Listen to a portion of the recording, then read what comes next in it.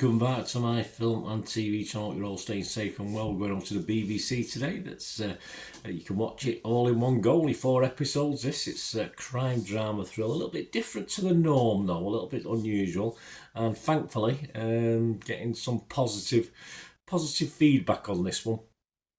It's called Reunion. The first 2 episodes were shown on the 7th and 8th of April, and the last 2 will be shown on the 14th and 15th of April. I'm doing this recording on the 12th of April because I've binge watched it on. And I've had to watch it as well. You'll know why in a minute when we talk about it. I couldn't get distracted. I had to concentrate on this one. So I've watched it all 4 episodes. And what's it about? You'll want to know. Yes, well, it's about Daniel Brennan. And he's a deaf man, released from prison, ostracised from friends and family, seeking to discover and unravel the events that led to his imprisonment. Yes, we do get little backflashes, backstory, but I'll talk about that in a bit as well, because that got me a little bit annoyed actually by the end of it. This stars Matthew Gurney as Daniel Brennan, Lara Peake as Carly, Anne-Marie Duff as Christine, Eddie Marsan as Stephen, Rose Ayling-Ellis as Miri, Stephen Collins as Sean, Ace Mabaz as Ray Mokhtar, Sophie Lee Stone as Naomi Brennan. So people who are deaf and people who aren't deaf, so some well-known actors as well doing signing and stuff like that. It's obviously had to learn to do it, I assume, a couple of these actors, and the majority of the cast and a lot of the crew actually are deaf and use British Sign Language.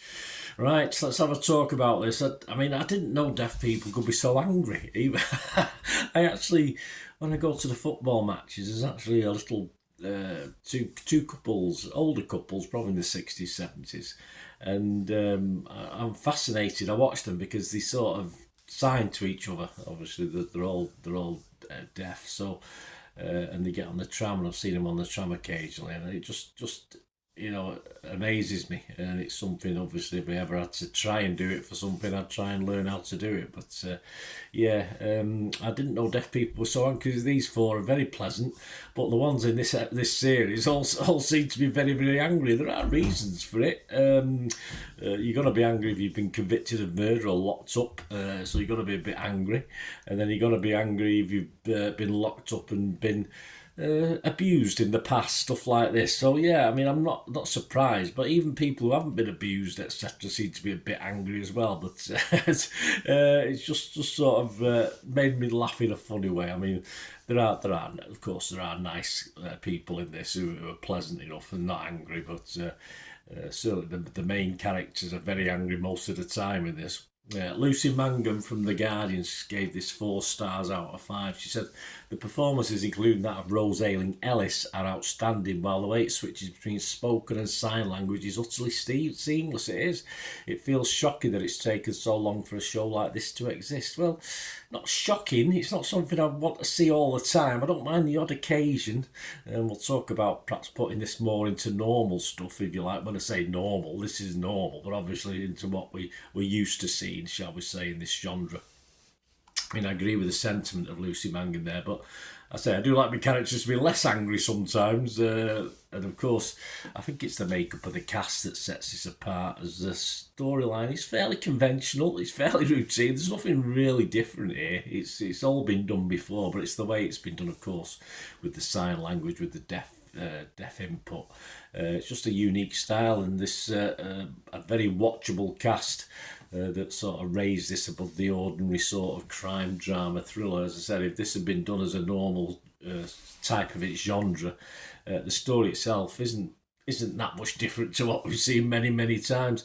As far as the acting talent, yeah, away from the deaf actors who I think are all excellent in this, or I assume some who are deaf. I don't know who is and who isn't, to be honest with you. But it is a bit mixed. They've got a guy called Joe Sims in this. He also writes for a living, this guy, and I think he should stick to that, because I've never found him. I've seen him in a few things now, Joe Sims, and I think as an actor, he's not very good. Let's be kind. He's not very good. But the leads, especially Matthew Gurney, though, I say the character he plays isn't overly likeable at any point whatsoever, despite with the problems we learn about as the thing goes on. But other key players also make this very watchable, of course. Phil Harrison of The Independent gave this 4 stars as well. He said, this intense 4-parter starring Matthew Gurney, Anne-Marie Duff and Rose Ayling-Ellis is a claustrophobic tale of revenge and redemption. Yeah, but he liked it. I don't think any of this would have worked without the central performance of Gurney, and it's just brilliant, exemplary, he said. Gurney's expressive face does plenty of heavy lifting on its own. Reunion isn't an easy watch for a number of reasons. It isn't. The subject matter is difficult. It is, and the format means full commitment is required. Yes, I couldn't look at my phone. I had to keep watching the screen all the time to make sure I didn't miss anything. But it is unapologetically itself, and the world it creates is all the more convincing as a result. Yeah, there is a drip of information in this which allows us to sort of hope that our main angry protagonist is generally a decent guy. Yes, angry, yes, but decent. And it really pushes the boundaries of us liking him throughout. And you may, I mean, at the end of the day, he's got a bad guy image for a reason. And of course, through most of this series, we don't particularly know that reason until it gets towards the end. Once we know the full story, yes, we pity him. But again, I thought I didn't particularly like him still, even by the time the last chapter or the last reel went through. Going forward, certain deaf actors, of course, need more exposure.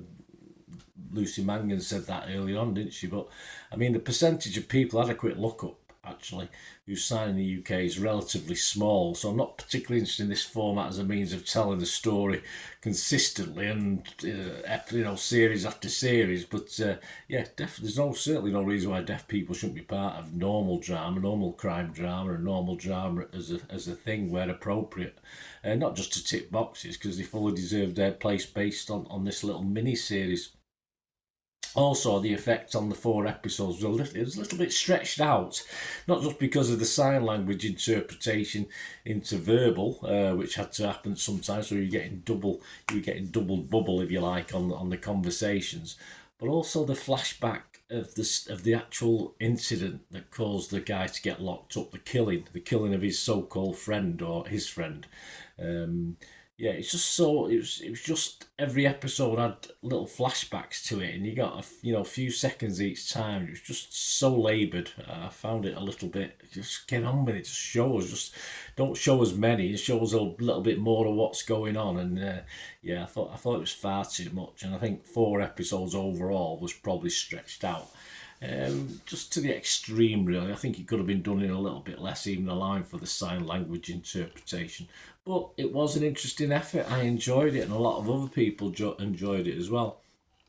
As far as Internet Movie Database, only 133 scores and reviews as I'm doing this, and it's getting a healthy 7.1 out of 10. And despite my problems with it, which I did have, say 1 or 2 of the actors and the time scale and etc., and the fact it was a pretty routine story, but it was just because of the style of it, it was just quite enjoyable. So I'm going to give it a 6.5 out of 10. I thought it was very watchable, worth the watch, as I said, but you're going to have to watch it. You can't be one of these that has the telly on in the background listening to it while you're doing other things, because it just won't work with this.